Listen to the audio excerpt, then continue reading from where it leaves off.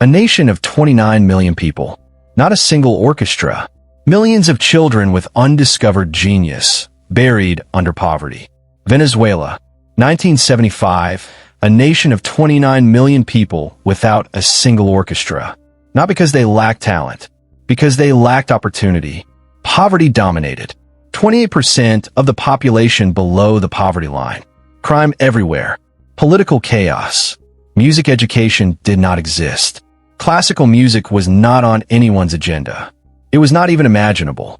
If you were born poor in Venezuela in 1975, the idea that you could become a classical musician was absurd. The instruments cost more than families earned in months. The training was unavailable. The entire infrastructure did not exist. Millions of Venezuelans came of age never touching an instrument, never discovering if they had musical genius inside them, never knowing. And then one man changed everything. Not a politician, not a wealthy philanthropist, an economist with a piano. His name was Jose Antonio Abreu, and what he built became one of the most extraordinary social experiments in modern history. Today I'm going to tell you how he unlocked hidden genius in 400,000 children, and what that teaches us about what is hidden inside you. An economist, a piano, 11 students who had never held an instrument, the beginning of everything.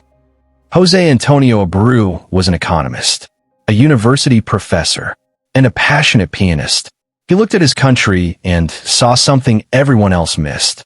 Millions of children with undiscovered aptitudes, buried under poverty, never exposed, never tested, never known. Abreu believed music could be a path, not just a skill, to community, to purpose, to a different life. So in 1975, he started a program with 11 students. 11. No government funding, no infrastructure, no precedent, just an economist, his belief, and 11 kids who had never held an instrument. He said, music and art education were at that time confined to families who could afford to buy instruments. I felt that music education should be part of the patrimony of the whole country, not for the wealthy, for everyone. April 30th, 1975. The first concert, a youth orchestra that did not exist 6 months earlier, playing music most of Venezuela had never heard. It should have failed. Everything was against it. But it did not fail. It exploded. Not competition. Not individual greatness. Collective achievement. You matter because the whole needs you.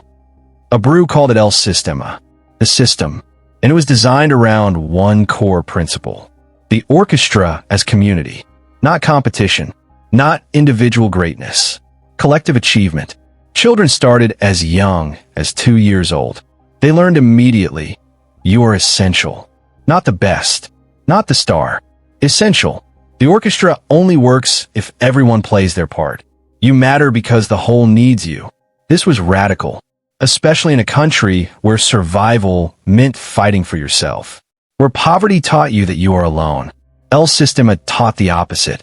You are part of something bigger, and together, you can achieve what none of you could alone. The goal was not to become a professional musician. The goal was to be the best you can be, and to reach for the National Youth Orchestra. For most of these kids, without El Sistema, they would have learned the exact opposite message. That they do not matter. That the world has no place for them. That their potential is irrelevant. But El Sistema gave them a different story, and that story changed everything. A boy from Venezuela, through El Sistema, now conducting the Los Angeles Philharmonic. Proof of concept. 1981. A boy is born in Barquisimeto, Venezuela. His name is Gustavo Dudamel. His family is not wealthy. His future is not guaranteed. But El Sistema exists now. And at a young age, Gustavo enters the program. He learns violin, then conducting. He is immersed completely in the methods and vision Abreu built.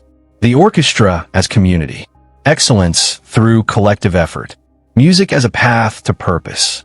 Gustavo rises through the system, not because he is competing against others, because he is becoming the best he can be, within the structure that supports him.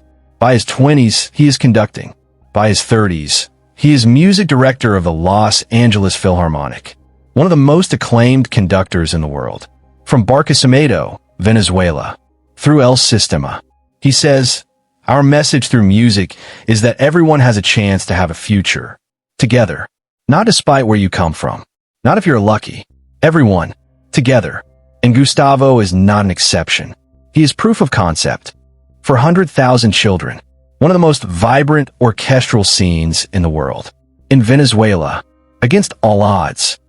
Today, El Sistema has more than 400,000 children actively involved in learning classical music. For 100,000. In a nation of 29 million. One of the most vibrant orchestral scenes in the world. In Venezuela.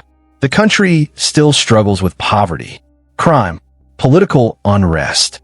The conditions that made El Sistema seem impossible in 1975 still exist. But now, 400,000 children are learning that they have aptitudes they never knew existed. Charlotte Higgins wrote in The Guardian, "This is a radical social project in which children, often living in unthinkable circumstances, are given the chance to punch through the poverty cycle with the help of skills learned through music. Punch through, not escape. Punch through. These kids practice in buildings where gang violence happens outside the door, where police brutality is visible from the windows, where survival is not guaranteed. But inside, they are part of an orchestra. They are essential. They matter. They are discovering capabilities they would never have known existed. And that changes everything. Not just for them, for their families, for their communities, for the trajectory of an entire generation.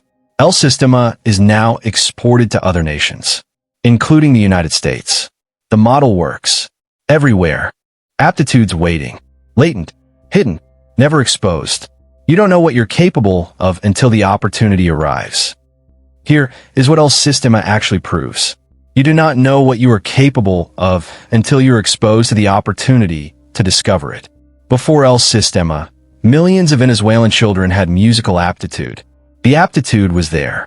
Latent. Undiscovered. Waiting. But without exposure, it stayed hidden. Forever. They lived their entire lives, never knowing they could have been musicians. Never knowing they had genius inside them. Not because they lacked the capability, because they lacked the exposure. This is true of you. Right now, you have aptitudes you do not know you have. Talents that are latent, undiscovered, waiting for exposure. You might be naturally brilliant at something you have never tried.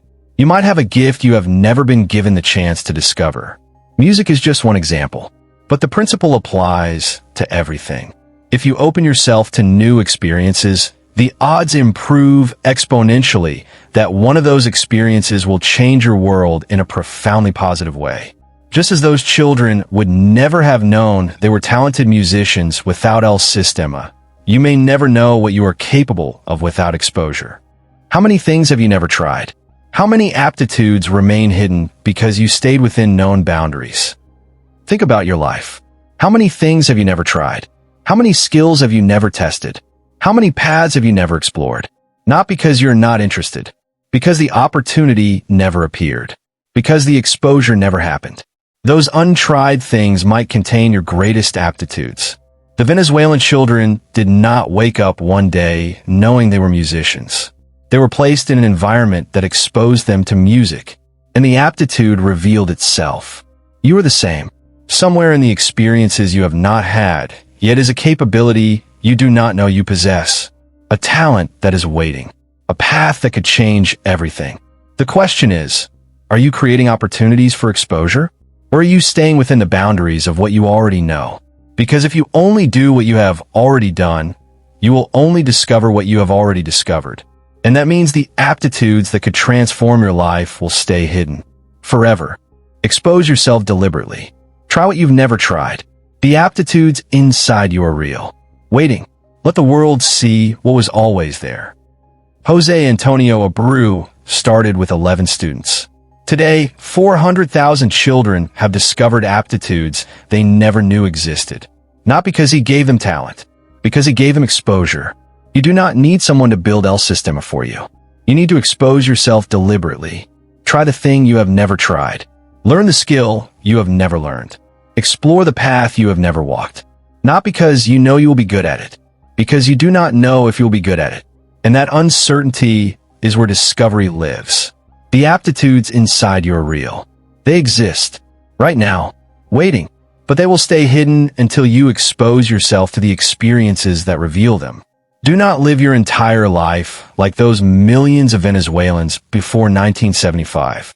Never knowing, never discovering, never exposed.